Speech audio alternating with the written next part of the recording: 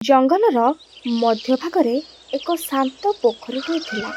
ସେଇ ପୋଖରୀ ପାଖରେ ଗଣେଶ, କାଳିଆ, ଦିନେଶ, ସୁବଳ, ବାଦଲ ନାମକ ଏହି 5ଟି ବେଙ୍ଗ ଓ ତାଙ୍କର ପରିବାର ମିଳିମିଶି ଚଳୁଥିଲେ। ପୋଖରୀର ପାଣି ସବୁବେଳେ ଶୀତଳ ସ୍ୱଚ୍ଛ ଥିଲା। ପୋଖରୀର କଡ଼ରେ ଘାସ, ପାଣିରେ ପଦ୍ମଫୁଲ, ଆଖପାଖରେ ଥିବା ପୋକଜୋକଙ୍କୁ ଖାଇ ସେହି ବେଙ୍ଗମାନଙ୍କର ଜୀବନ ଆନନ୍ଦରେ କଟି ଯାଉଥିଲା। ବେଙ୍ଗମାନେ ସନ୍ଧ୍ୟା ସମୟରେ କଟର କଟର ଶବ୍ଦ କରି ଗୀତ ଗାଉଥିଲେ। ସେମାନଙ୍କ ପାଇଁ ଏହା ଥିଲା ପାରିବାରିକ ଆନନ୍ଦ। କିନ୍ତୁ ଏହି ଖୁସି ମଧ୍ୟରେ ବି ତାଙ୍କର ଏକ ବଡ଼ ଦୁଃଖ ଥିଲା। ସେହି ଦୁଃଖଟି ହେଉଛି ପୋଖରୀକୁ ପ୍ରତିଦିନ ହାତୀମାନେ ଗାଧୋଇବାକୁ ଆସୁଥିଲେ। ଆଉ ହାତୀମାନେ ଯେତେବେଳେ ପୋଖରୀ ଭିତରକୁ ପଶୁଥିଲେ ତାଙ୍କର ବଡ଼ ବଡ଼ ପାଦ ତଳେ ବେଙ୍ଗମାନେ ଚାପି ହୋଇ ମରିଯାଉଥିଲେ। କିଛିଦିନ ଏସବୁ ଘଟଣାକୁ ବେଙ୍ଗମାନେ ସହିକଲେ। କିନ୍ତୁ ଦିନକୁ ଦିନ ବେଙ୍ଗମାନଙ୍କର ମୃତ୍ୟୁ ସଂଖ୍ୟା ବଢ଼ିବାରୁ ସେମାନେ ବହୁତ ଚିନ୍ତାରେ ପଡ଼ିଗଲେ।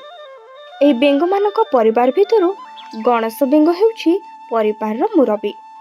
ସେ କହିଲା,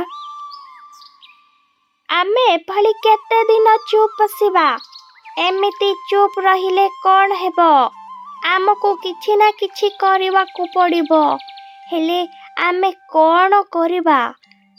ଆମେ ତ ଏତେ ଛୋଟ ଜୀବ, ସେମାନେ ତ ଏତେ ବଡ଼, ତାଙ୍କ ପାଦ ବି ବହୁତ ବଡ଼ ବଡ଼। ଆମେ ତ ତାଙ୍କ ପାଦ ତଳେ ଚାପି ହୋଇ ମରିଯିବା। କ'ଣ କରିବା? ଆମ ଜୀବନ କେମିତି ବଞ୍ଚେଇବା?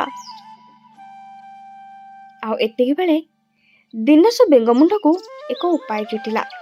ଆଉ ଦିନେଶ ବେଙ୍ଗ ମଧ୍ୟ ସବୁ ବେଙ୍ଗଙ୍କଠୁ ଚାଲାକ ଥିଲା ଓ ବୁଦ୍ଧିମାନ ବି ଥିଲା। ସେ କହିଲା, ଦେଖ ଭାଇ, ହାତୀମାନଙ୍କ ବଳରେ ରୋକିବା ଆମ ପାଖରେ ସମ୍ଭବ ନୁହେଁ। କିନ୍ତୁ ଯଦି କିଛି ବୁଦ୍ଧିରେ ଉପାୟ ମିଳିଲା ତେବେ ହୋଇପାରେ ସେମାନଙ୍କର ମୁକାବିଲା ଆମେ କରିପାରିବା। ରାତି ଭରି ଦିନେଶ ବେଙ୍ଗ ଚିନ୍ତା କଲା। ହାତୀମାନଙ୍କୁ କିପରି ପାନେ ଦେବି କିଛି ବୁଝିପାରୁନି। କ'ଣ କଲେ ହାତୀମାନେ ପାନେ ପାଇବେ? ସେମାନଙ୍କର ତ ପ୍ରବଳ ବଳ, ସେମାନଙ୍କୁ ମୁଁ କେମିତି ପାନେ ଦେବି? ସେମାନେ ଆମ ପରିବାର ଲୋକଙ୍କୁ ଧୀରେ ଧୀରେ ମାରି ସାରିଲେଣି। ଏବେ ମୁଁ କ'ଣ କରିବି? କ'ଣ କରିବି ମୁଁ ଏବେ?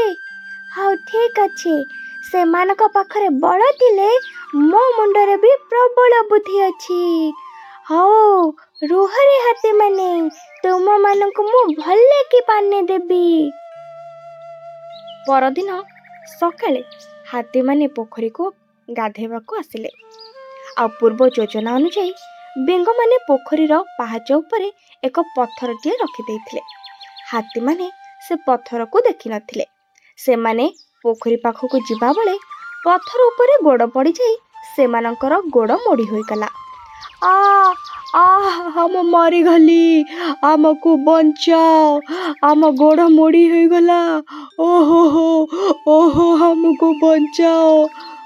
ଆଉ ଏତିକି ବେଳେ ଦିନେଶ ବେଙ୍ଗ ଆସି କୁହେ, ଚାଲିଯାଅ ଏଠୁ ସମସ୍ତେ, ଚାଲିଯାଅ, ନହେଲେ ସମସ୍ତେ ମରିବ।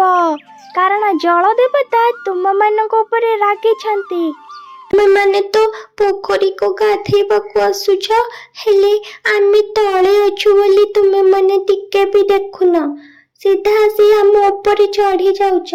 ଆମର ଏଭଳି କେତେ ପରିବାର ନଷ୍ଟ ହୋଇଗଲାଣି।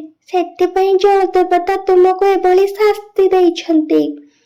ଚାଲିଯାଅ ଏଠୁ, ଚାଲିଯାଅ। ସେହି ଦିନଠାରୁ ସେହି ପୋଖରୀକୁ ଆଉ ଗଲେନି। ହାତୀମାନେ ନ ଯିବା ହେତୁ ବେଙ୍ଗମାନେ ଖୁସିରେ ରହିଲେ। ତେବେ ପିଲାମାନେ, ଏହି ଗପରୁ କ'ଣ ଶିଖିଲ? ଶରୀର ବଡ଼ ଥିଲେ କ'ଣ ହବ ଯଦି ତୁମ ପାଖରେ ବୁଦ୍ଧି ନାହିଁ? ଆଉ କେବେ ଛୋଟ ଲୋକମାନଙ୍କୁ ପରିହାସ କରିବା ଠିକ୍ ନୁହେଁ। ସେମାନଙ୍କର ବୁଦ୍ଧି ବଡ଼ମାନଙ୍କୁ ମଧ୍ୟ ହରାଇ ଦିଏ। ତେବେ ଆଜିର ଗପଟି ତୁମମାନଙ୍କୁ ଯଦି ଭଲ ଲାଗିଥିବ ଭିଡ଼ିଓଟି ଲାଇକ୍ ଆଉ ଚ୍ୟାନେଲକୁ ସବସ୍କ୍ରାଇବ୍ କରିବାକୁ ଭୁଲିବନି। ରହୁଛି, ଜୟ ଜଗନ୍ନାଥ।